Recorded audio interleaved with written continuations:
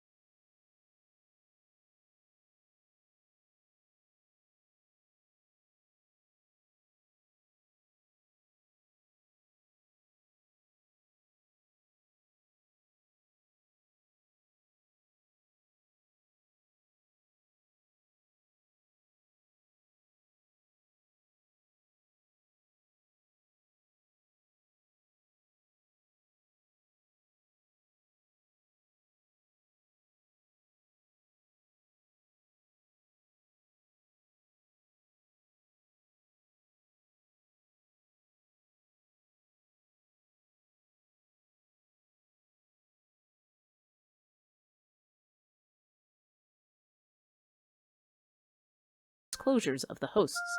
While we can provide generalized education and possible mental health resources, we cannot offer any recommendations, advice, or opinions for any specific persons, cases, or situations.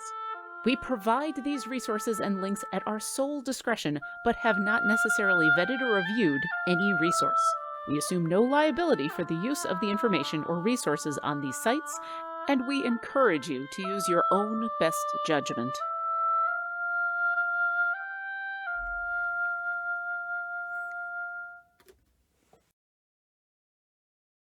Hello, and welcome to Champions of Psychology, a show with the goal of openly talking about mental health and gaming, presented by Codename Entertainment and TakeThis.org. Every Tuesday at 11 a.m. Pacific Standard Time here on twitch.tv/CNE Games, or later on your favorite podcast service, Mitra Jordan in a hood and Raffael Boccamazzo, aka Dr. B, talk about mental health in these unprecedented times, as well as how gaming affects us. If you're here with us live in the chat, you can leave a question that I, Treavor Bettis, will ask them later in the show. And our topic today is, why do we like fear? And Mitra has dressed for the occasion. Dr. B is just sporting the tiara. Well, apparently Mitra knows what I did last summer. Oh my God, you're the homecoming queen. There we go. Thank you. There we go. Thank you. I always wanted that. But before we get to that topic, who are you for the fine people who may not know?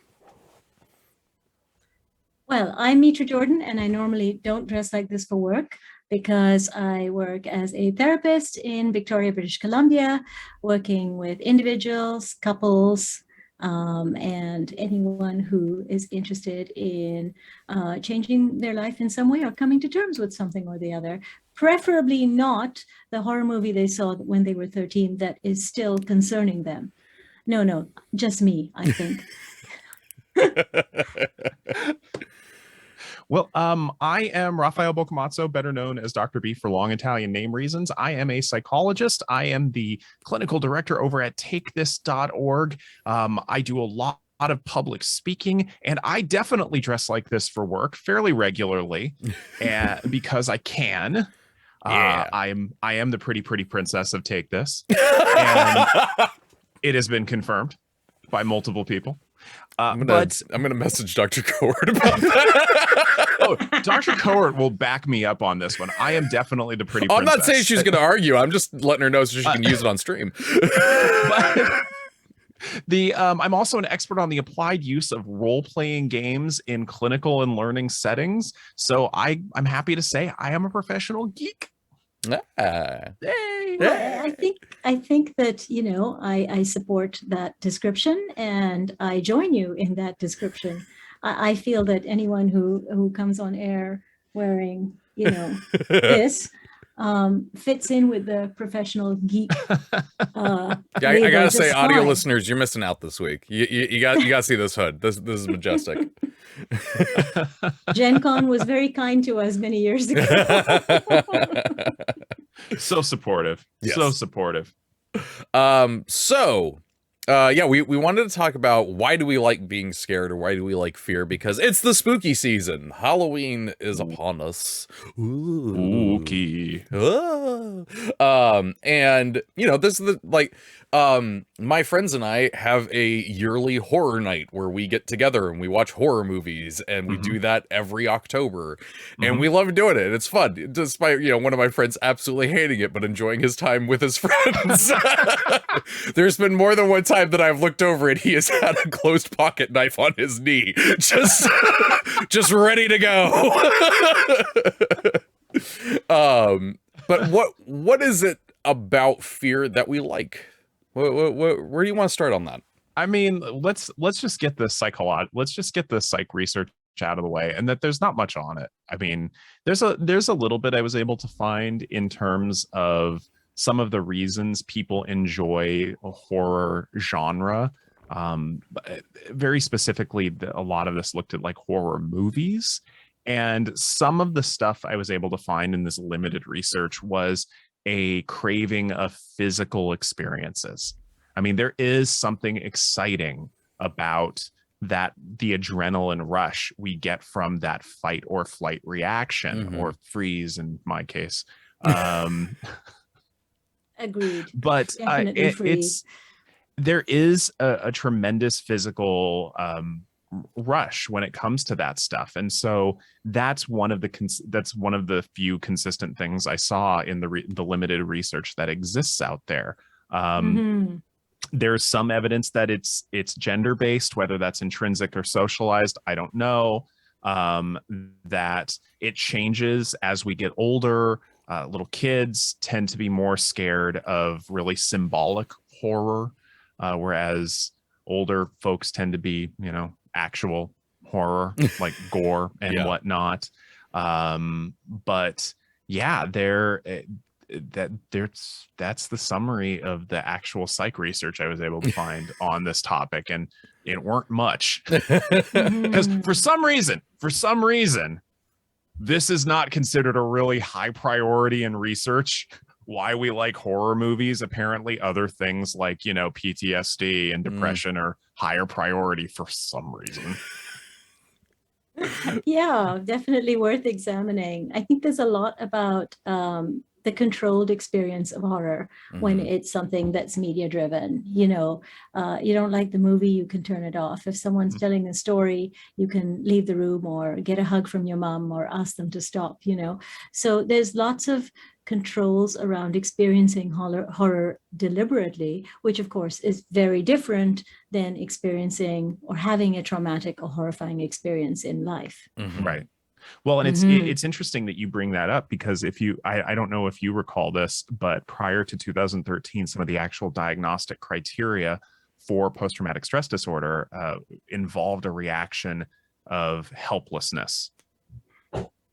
And they took that away in 2013, that criterion away in 2013. But that used to be the thing, that when you experienced a trauma-based event, that you reacted with intense fear or helplessness, and that was part of it. So it's cool that you bring up this idea. That's really interesting. I wonder if it's just a misunderstanding of fight, flight, freeze, like how our nervous system processes that freeze. So, which we think of as a kind of helplessness, but actually is a form of safety in extreme duress. It's one way to cope with something that's really difficult to process any other way. Or one thing to do, it's like if you think about a cat and a mouse, if the mouse is kind of cornered by the cat, it'll go into freeze. And its body is literally flooded with anesthetic to cope with being eaten. So when we look at it that way, it's a physiological, healthy response that we are wired to do. So, which is why I like roller coasters. Right. There we go. And roller coasters are great because they are scary, but it's a very different kind of scary than the scary of a horror movie or a storybook, whatever, but it does very much have that scary element to it, doesn't it? Oh yeah. Oh, it's really funny because I'm terrified of heights. I love roller coasters. I can't explain it. I just realized I have the same thing. I cannot explain it. Well, I'm going to give it a shot for a second. Do you think it's because of the control? Oh, yes. It's a controlled experience. Mm. So it's like we can encounter something that's scary while we know we're safe. Yeah. I mean, I don't know if that's ringing true for you, but that's the first thing that comes to mind. Yeah. Well, and so as I was going down this rabbit hole last night, viewers, in trying to figure out what research exists on this, I very quickly shifted over to thinking about what is the core of horror, or as we were calling it in the pre-production meeting, horror. The core of horror. The core of horror. I'm just going to turn it. I'm going to turn into Sonor Card Gauge from Homestar Runner in a moment. Just start mumbling to myself. Oh boy. Well, we better continue before that happens. Thank you, Matilda. But loss is a core that exists throughout horror genre, and loss of control is certainly part of it. And that's certainly a core of body horror. Oh gosh, as a genre. Yeah, paralysis, loss of control, and then of course possession. That's another piece of it, to be controlled by another against one's will. I think that was the one that used to most terrify me, actually. But yeah, all forms of, or being trapped so that you can't move when something horrific is coming towards you. Again, yeah. Yeah. So I mean, there's a lot to unpack with this, including and so, like I said, I went down this rabbit hole last night of doing research, and I came to it. First of all, I am now a big fan of a new YouTube series called Monstrum. It's so good. It's so cool.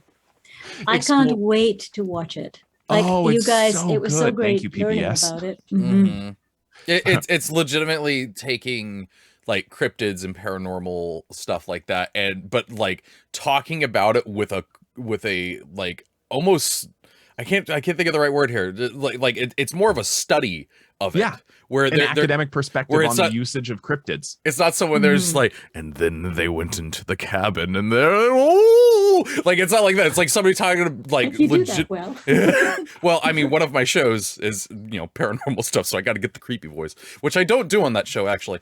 But yeah, like they talk about the what the legends are like of cryptids and stuff like that, what explanations of it could be, and it's really fun. I really enjoy that one. I did too. And one of the things that came through in all of this is that how horror has been used in a historical context, and we've talked about this in the past, in the use of play developmentally, and the use of stories to essentially be transmissions or transmitters of cultural values. And the use of horror is no different in that it very much lays out this is good and this is evil kind of behavior, and often serves as a warning feature against engaging in cultural taboos. And this seems to apply across cultures. I've mentioned the book, The Island of Sina Una, as just this brilliant independent role-playing book that's come out. And they did, I know the authors, and they did so much historical research into pre-colonial mythos of the Philippines. And they've got an entire section on the aswang and different types of aswang. And aswang come to be, they are monsters of different types because they engage in cultural taboos. The message is, you are a monster if you go against this cultural norm. And then in Western European, we've got history, we've got the Grimm's fairy tales, we've got Victorian horror. All of these are reinforcers of what is good and right and who is on the outside. Yeah, and it's really interesting because, I think Disney has a lot to answer for, even though I also happen to enjoy Disney.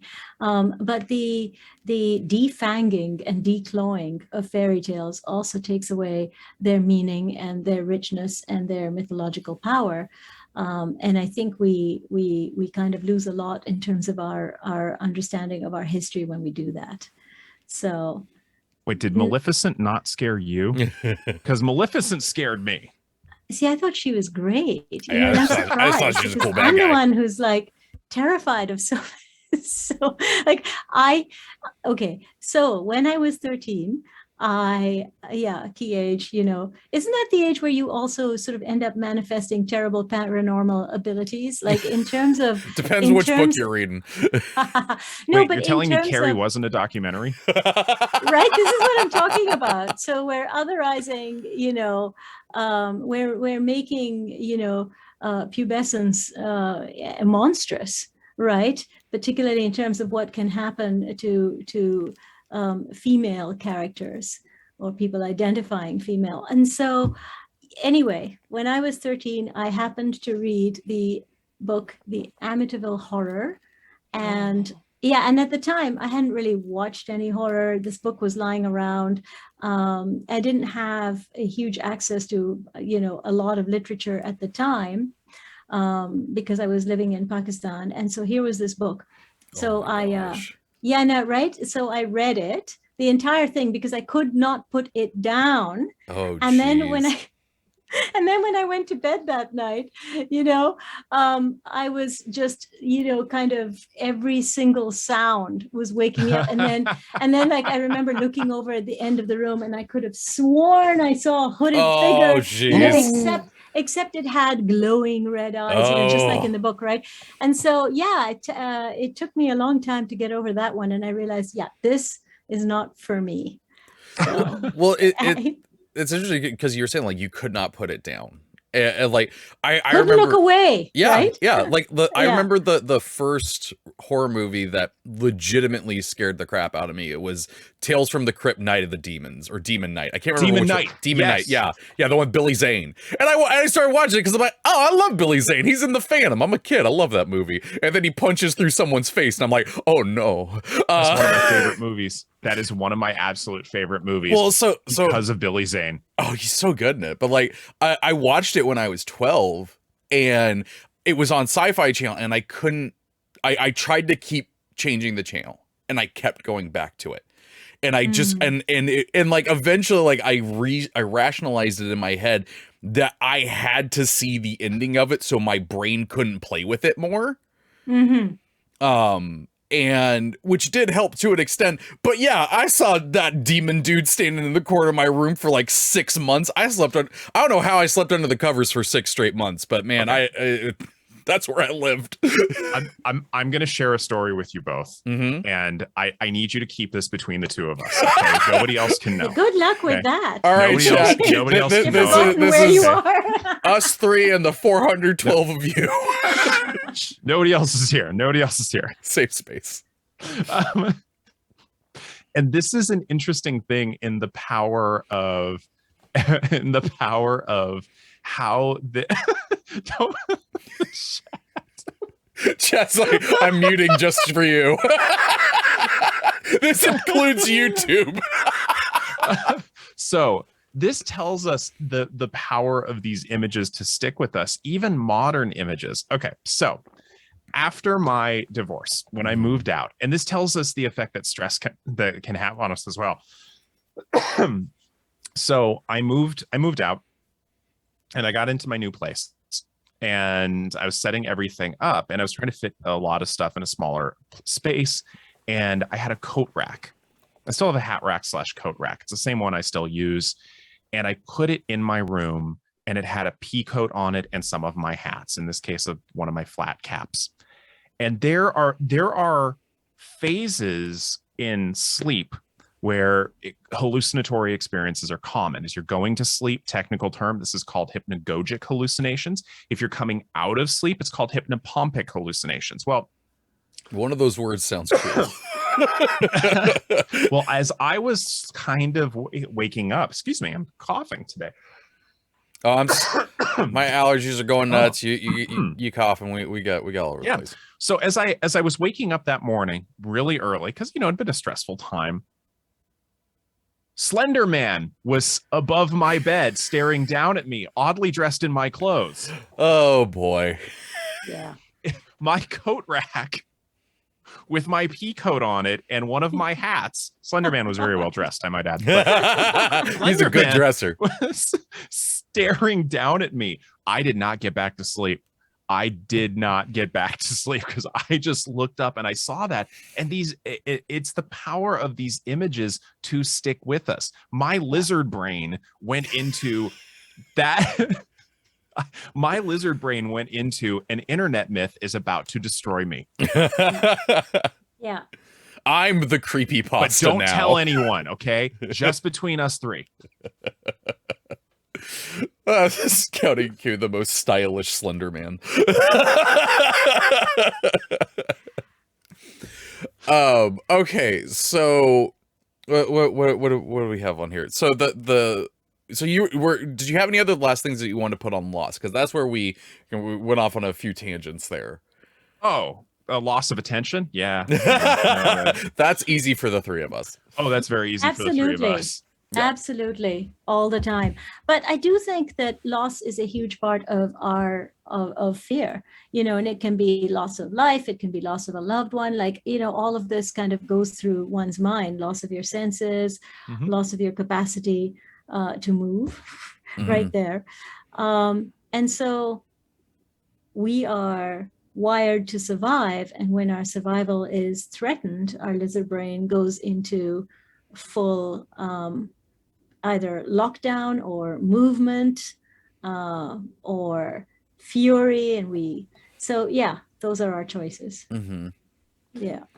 Yeah, it's this loss is just a huge part that runs through all of this. I mean, loss of association, loss of support, loss of life, loss of control, loss of autonomy. I mean, Treavor, I know you and I disagree on this particular movie in its quality. I love the slow burn character study. For those of you who have seen The Witch, the double V witch, the Vivitch, yeah.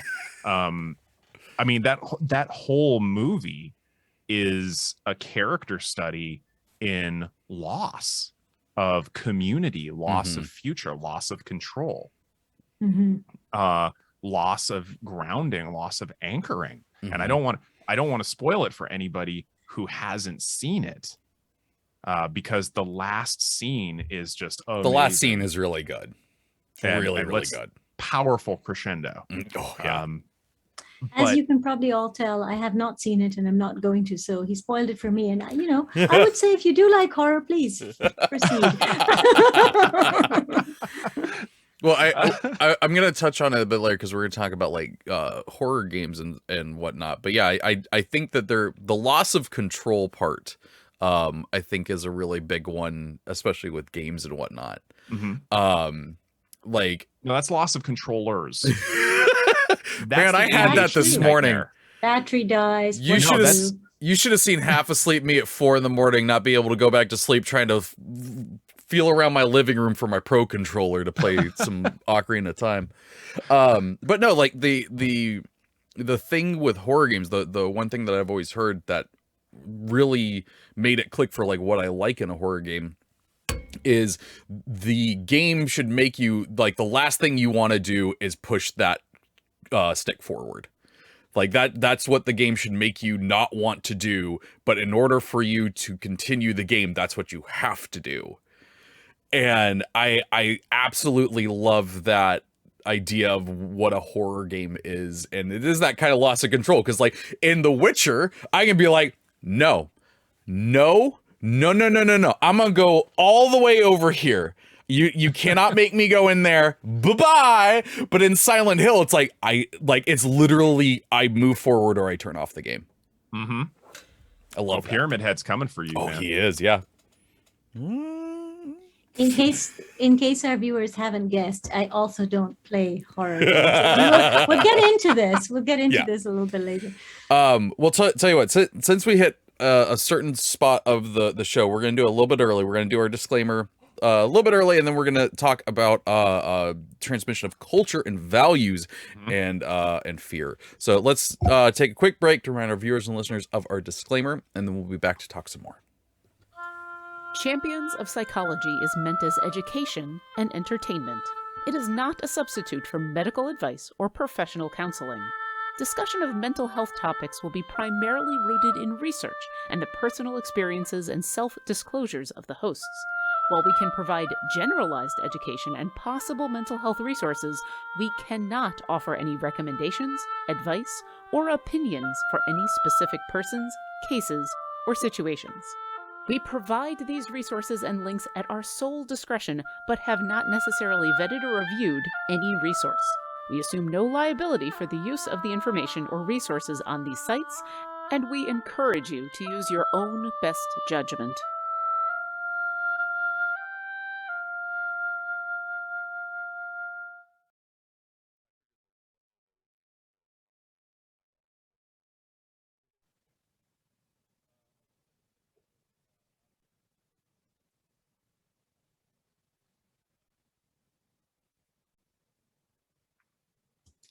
Hey, Trevor. I'm muted the whole time. Yep. Yeah, you are. I've been spending too much time with B-Dave. But no, the Silent Trevor.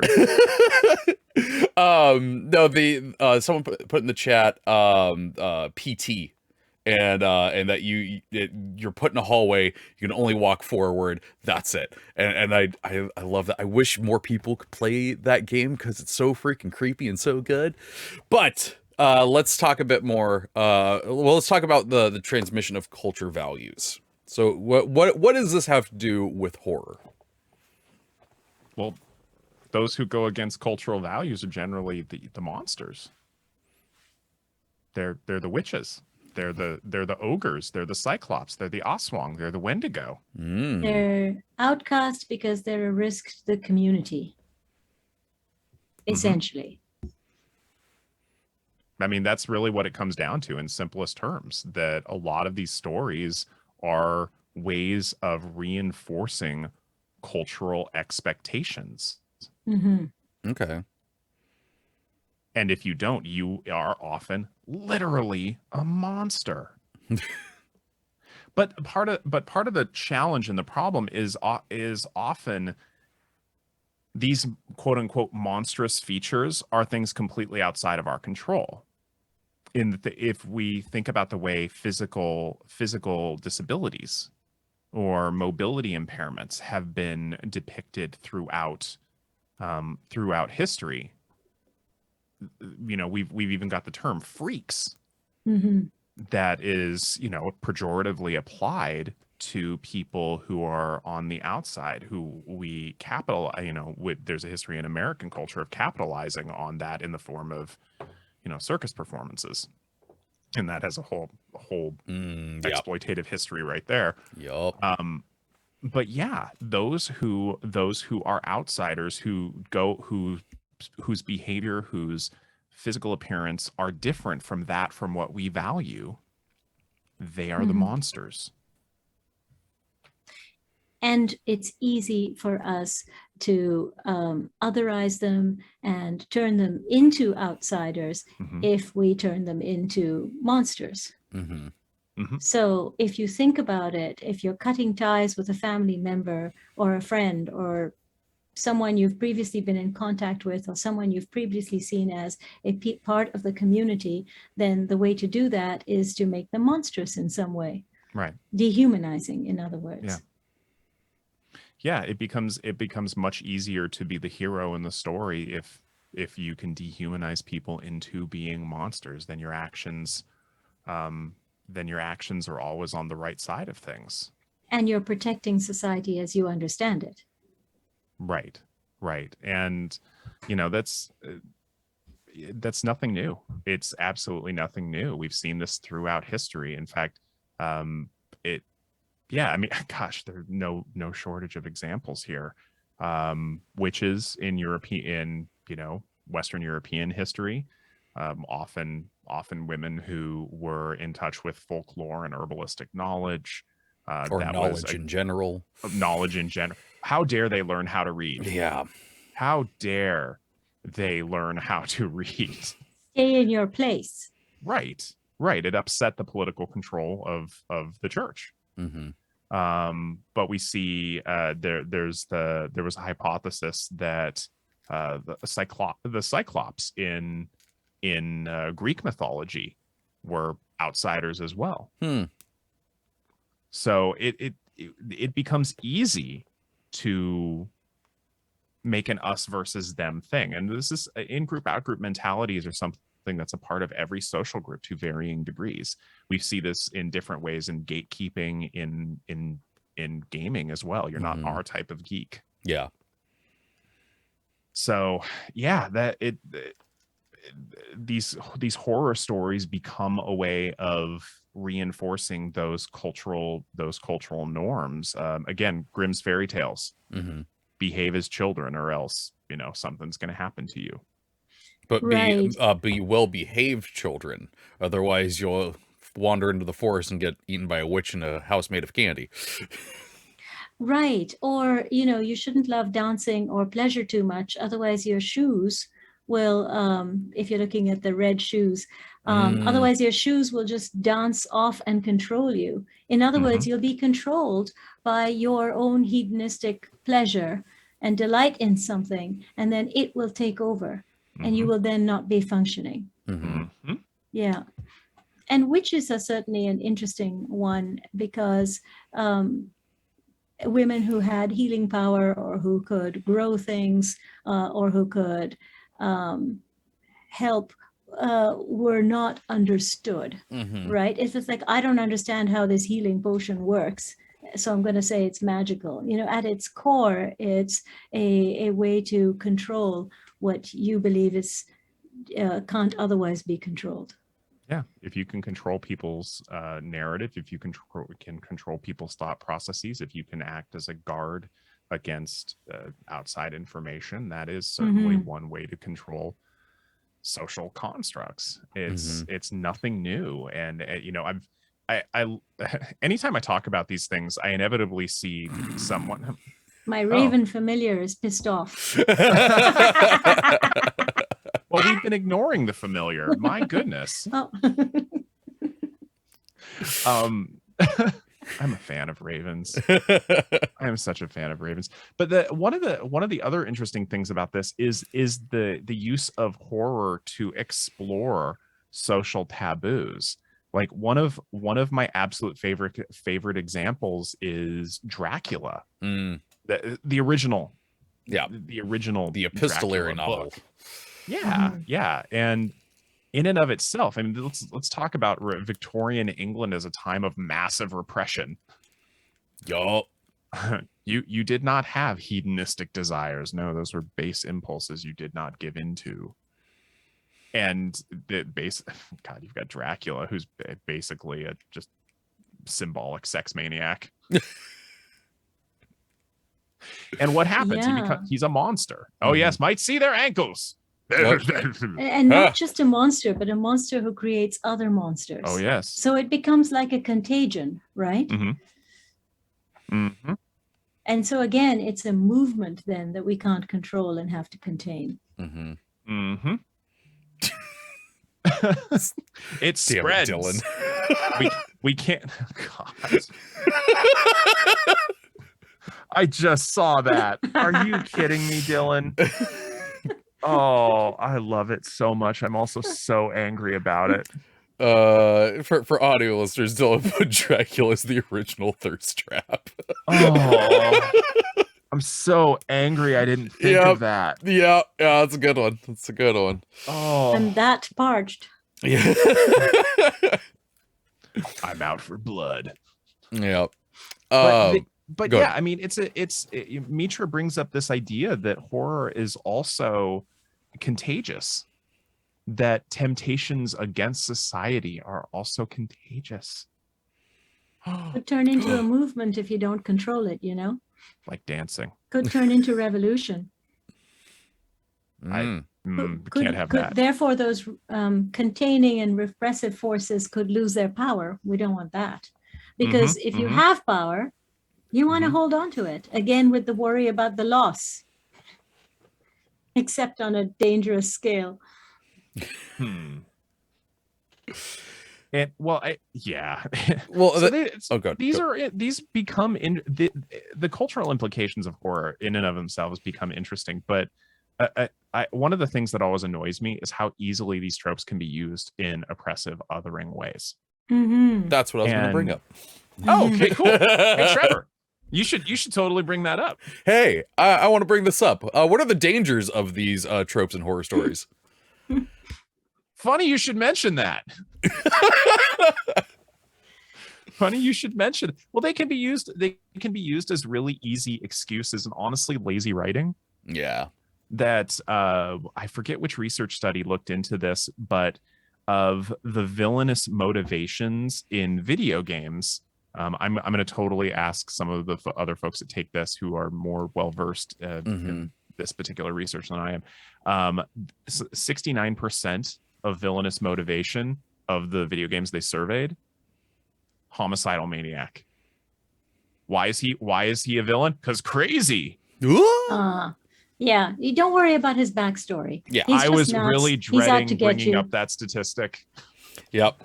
Knew that one was coming. So yeah, but like, why is that though? Like even there's so many games that I've played where it's like this level takes place in the insane asylum and all the patients are crazy and trying to murder you. Ask no questions, just get to the killing. Right. Yeah. Basically, right? Do your heroic killing thing. Right. None of these people are actually people. Right. Yeah. No, because they're crazy. Mm-hmm. Right. They're not people anymore. Yeah. Right. Just get the mob. Right. No, and that becomes the danger of, like Mitra said, dehumanizing other people. Mm-hmm. That they're no longer individuals in unfortunate circumstances who happen to be struggling with something. Mm-hmm. And we see them as no longer human, and it's easier to treat them terribly. But it also plays into that loss. Right. They're lost causes, and we have to make sure everyone else who is still human is safe. Mm-hmm. That's the thinking. Right. We have to preserve our own humanity against these people who are really not people anymore because they're crazy. Right. Or they're aliens, or they're massive bugs. Right. I mean, this is a very similar approach. Mm-hmm. Mm-hmm.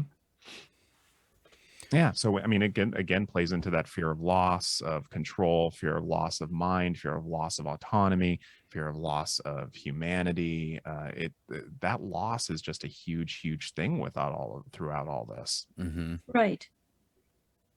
So, yeah, that becomes the easy danger if you hang character motivation simply on those tropes instead of the actual character motivation. That's part of the reason I loved the movie The Witch so much, is because it was that slow burn up to that culmination of the final scene, and you can see all the loss that the character goes through in terms of loss of community, loss of resources, loss of family, loss of survival opportunities, loss of meaning, and so forth. It is so cool to see that exploration, and then you see the culmination of the movie. Mm-hmm. Yeah. Makes it all worth it in my mind. That's fair. We're not doing a film debate podcast. There is no debate.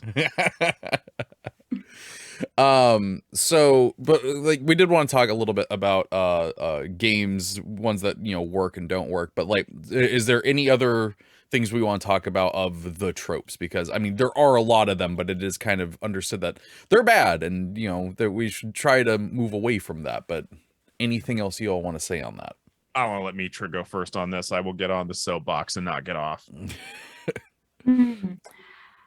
Well, the tropes kind of are representative, I think, of the biases that exist in each culture. in terms of how you're supposed to behave, right? So in each culture that might look different, but the horror that's going to be, I guess, most effectively presented, or the mythology and even some of the storytelling, comes from that. So the tropes are kind of distilled versions of that, if you will. They're stand-ins, you know. So this is why we don't ask too many questions about the crazy person, because we already know, you know, and I hate that word crazy, but you know what I mean, the Right. sort of monstrous creature or person who's acting how they're acting. We don't Mhm. question because that's the trope. We all know what it's a stand-in for, and so we can just get on with the rest of the story. Yep. Yeah, but as we do know, it's lazy in that it's playing on our biases, our prejudice, and really on other stories that have been told. Mhm. So that's why it's this lazy piece there, because it's really a placeholder rather than an enriched and full narrative that we can sink ourselves into, should we wish to sink ourselves into horror stories, which we've Yep. already established where I stand on this. So Mitra does not watch horror stories, but there's a couple that I just wish would go away. One of them is that any sort of gender, any sort of variation from expected gender norms means dangerous. Yep. I mean, we saw that in Silence of the Lambs. Yep. That mental health diagnoses means dangerous. It doesn't. That sexuality beyond what is traditionally assumed, it means dangerousness. Mhm. That physical disabilities or physical differences, mobility impairments, etc., that or disfigurements of some sort, right, that are, that you know, that means dangerous. But it doesn't. Yeah, those are all I just want to see. It just go away. We know that's not true. It just go away. Make that and do better with your writing, because there's so many other interesting things to write, stories to explore, without marginalizing groups that are already marginalized. right. So in so many horror movies, the people of color are some of the first to get killed, for example. You know, again, that's super insulting, and plays into this idea of, you know, who's important, who's Right. significant, who deserves to live, who'll make it through, right? So yeah. Mm-hmm. I mean, in the original Night of the Living Dead, everyone was shocked that the last survivor was a black man. Like that, like they were like, that was unheard of, and I'm like, and I know what era that movie was made, but it's still just like, oh my god. Yeah. The real bunny beast. I'm sorry. Spoilers. I think there is a 10-year moratorium at most on certain movies, and if you have not seen the 1960s Night of the Living Dead. So one of the things that we wanted to talk a little bit about before we pass it over to chat was because we talked about mental health and gaming. So horror games are a thing. What games do we think get this right? I love the recent release of Van Richten's Guide to Ravenloft. Yeah, actually, I think I got that one over here. I think I've got my copy down here as well. Yeah. I loved how they gave instructions for exploring the core themes of various horror aspects of it, and also very explicitly stating for the people running tabletop RPGs that there's a difference between what scares a character and what scares your players. Absolutely. Now that I actually did participate in. I did several, I was co-DM and played many of the NPC characters, including Irina. Yes, very entertaining. So yeah, so we did quite a bit of this Curse of Strahd campaign until we were kind of foiled because of, well, we had our bubbles, right? And then we were foiled when those bubbles got tightened. And so there were players who couldn't participate and be in our home anymore thanks to COVID at the time. And so that unfortunately came to an end at the time, Mm-hmm. much to our main DM's Boo. sorrow. Yes. Boo. Eric's still very sad about it. So, But no, yeah. what you're saying though about them discussing how to do horror for these different types, but Yeah. also do it in a way that is just like just massacre everyone or anything like that. Yeah. Like the thing that I've said so many times as a DM is like if their character dying is the scariest thing for them, you should find some new plots, because there's so much Yeah. more stuff you can do to scare them than Right. just their PC ending, because they can just roll another one. That's not scary for them. No, there's so many aspects of it. And I one of the things I loved about how they did it, one is they my own personal biases, they expanded past the idea of the insanity table. Yes. And talked about environmental stressors and how that can contribute to perceptions of horrors or misperceptions, etc. And they went through different genres and talked about the core elements of it, such as body horror, the loss of control, loss of autonomy, loss of self, etc., that sort of thing. They did a really good job with that. Mitra, what games did you think? Oh, we talked about 10 Candles. Oh, Mhm. 10 Candles. Oh my It's 10 goodness. Candles. The problem with 10 Candles is unremitting despair. Mhm. Whereas I feel like, depending on how your DM runs it, a Strahd campaign can have moments of profound despair and also moments of real hope. And there's so much freedom for the characters to make choices through the campaign. And I think that really brings the story to life in different ways. And there's so much that can be really exciting and also fun and help the party really connect, so that you've got characters really growing and their motivations developing more fully through the story. 10 Candles is like 2.5 to 3 hours of engaging in loss of hope and an increase in despair. Now, I think there is something powerful about people wanting to engage in that. And I know there's a number of people, my lovely spouse included, who really enjoy engaging in these much, shall we say, darker game environments that I find difficult and won't participate in with him. But so I think there's a draw. Mhm. So we've talked a little bit about how 10 Candles works, and it's a depressing RPG. Well, the whole point is all the characters are going to meet a grisly end, but there's Right. also an exploration of meaning within it. That there's exploration of meaning against the inevitable, and there's just substantial existential themes within that. And I think there's something worthy in that. And if that's your jam, cool. Me personally, and Mitra and I are of a very similar mindset on this. I got enough horror going on IRL that I'm good. I'm real good. Mm-hmm. The last one that I wanted to bring up, though, just because it's one that I do want to run one day, is called Dread, and it's an RPG where anytime you would do something that there's a possibility that you might die, even the situation, like it could just be I'm opening the door, but if the situation is dire, there's a possibility something bad can happen. You have to pull a brick from a legally distinct tower of blocks that gets more precarious as you pull these blocks and place them on the top.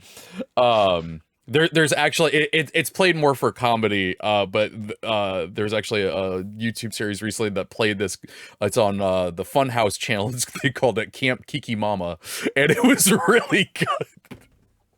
Not Camp Kick Yo Mama. No. Camp Kiki Mama. Okay. It was really good. They played Dread, and it was played as the 80s slasher movie thing, but it shows off the game really well, but it's also really funny. I was going to go over to chat, but if you got something else you want to say. I do, actually. I think one of the central reasons we enjoy horror, and we talked a little bit about the control, that it is a controlled experience that we can stop when we want. So whenever we engage in play, which allows us to experiment and explore and have fun, And when we can play with things that are scary for us, right? I think that that helps reinforce our ability to stay grounded through difficult or traumatic events, not actual trauma, but when we explore this, it gives us a sense of our resilience. And in a world, the real world, which is uncertain and where things do and can happen, to have those moments of experiencing resilience and play and fun with material that would otherwise be scary can feel really great. And I think that's at the center of why some people really like to be scared. It's the physiological response, but in a way that's safe. It's empowering to be able to triumph over that level of adversity. And we've talked about that in the past with other forms of play. It's resilience rehearsal. Right. We good to check out what chat's been up to? Oh yeah, let's wrapping talk to the chat. All right. Wait, there's other people here? I told you a personal story.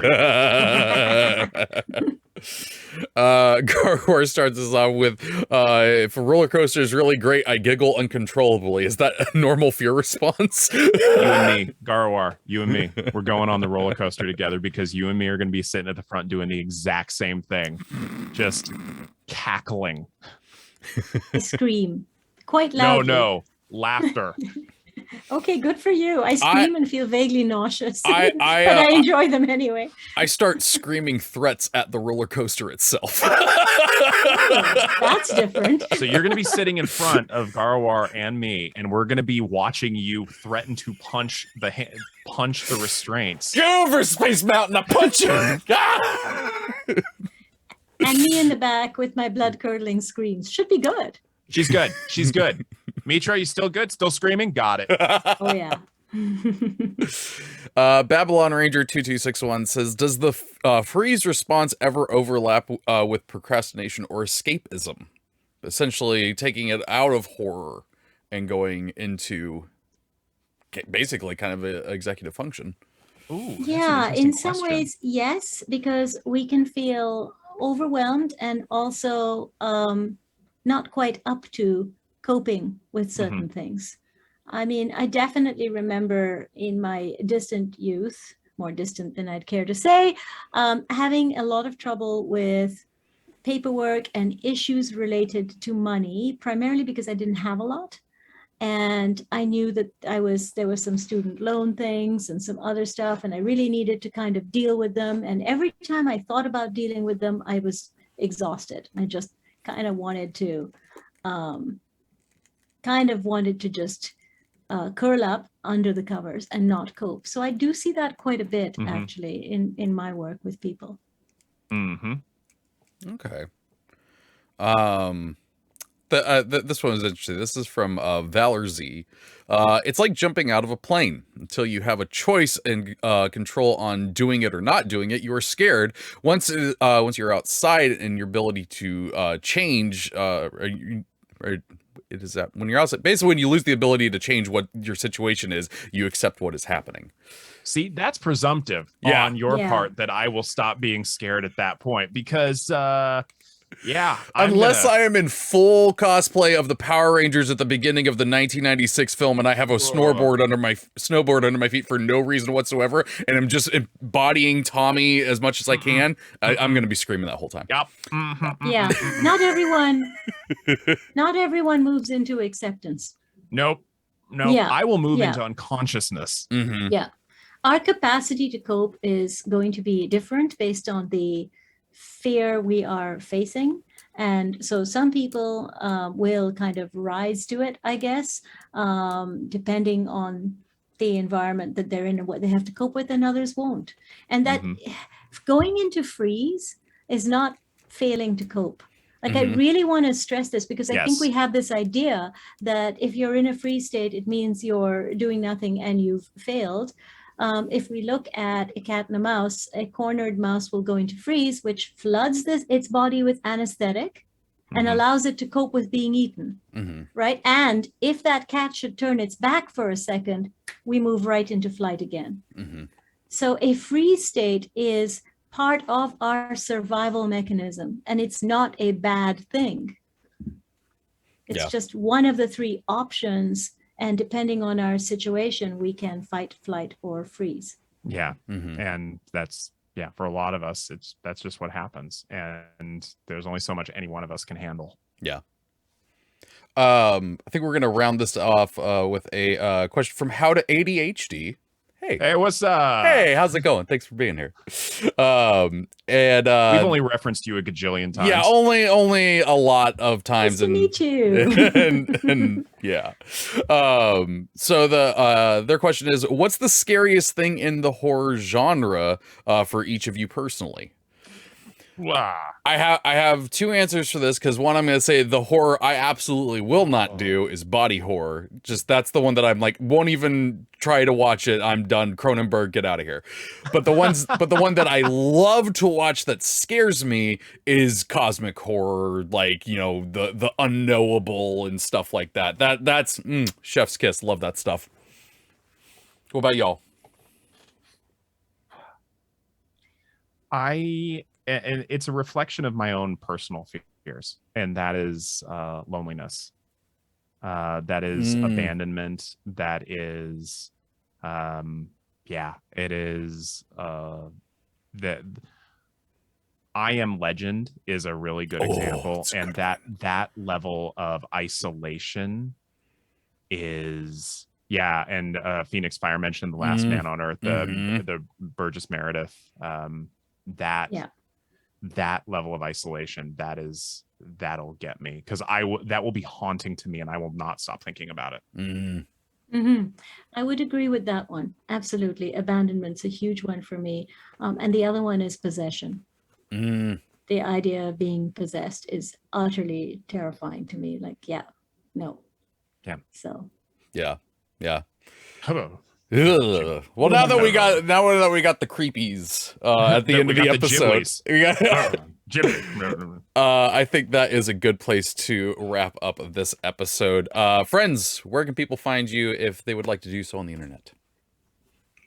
So people can find me at Mitra Jordan on Twitter. They can reach out to me via my website. I will respond. I will probably respond slowly. You may note that I don't post a ton on Twitter, but I'm there. And so, yeah, I am findable. But not as findable as this guy. Hey. I am around. You can find me on all social media at the Dr. B. That's TheeDoctor. B as in boy. You can find me on the Twitters there, ranting about various things, including Dungeons and Dragons and so forth. Thank you, How to ADHD. Yes, I get around. Now I'm gonna have Tupac going through my head for the rest of the day. But additionally, I will be doing my own stream later today, just body doubling study sessions starting at 5 o'clock Pacific over on my Twitch channel, the Dr. B. You should definitely go and check that out if you have the time to. It's great. You get a lot of work done.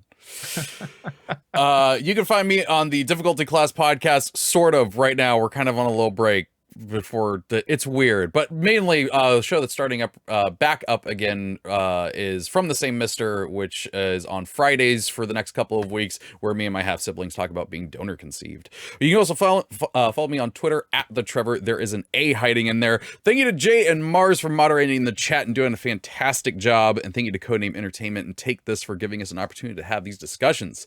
If you missed any part of this show, you can catch it later as a podcast at some point when I have time in my day to edit it, but it will be there eventually later on. And if you have any suggestions for future topics you'd like us to talk about, you can send this into championsofpsychology@codenameentertainment.com or just tweet them at us. For those with us live right now, stick around exactly where you are, because in 3 minutes, Jason Charles Miller and Dylan Wilkes are going to be making some more cool D&D songs, so don't miss out on that. And then, we got all of our awesome other streaming shows throughout the week that you can find on our schedule, either on our Discord, or Twitter, or Facebook, whatever place. Hopefully I posted it there. I think I posted it. If I didn't post it somewhere, go yell at me. But that is going to do it for this week's show, so until next week, take care of yourself.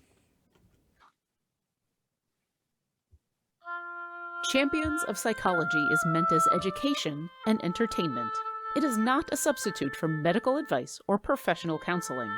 discussion of mental health topics will be primarily rooted in research and the personal experiences and self-disclosures of the hosts.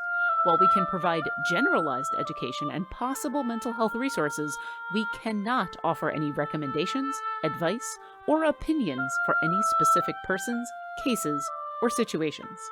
We provide these resources and links at our sole discretion, but have not necessarily vetted or reviewed any resource. We assume no liability for the use of the information or resources on these sites, and we encourage you to use your own best judgment.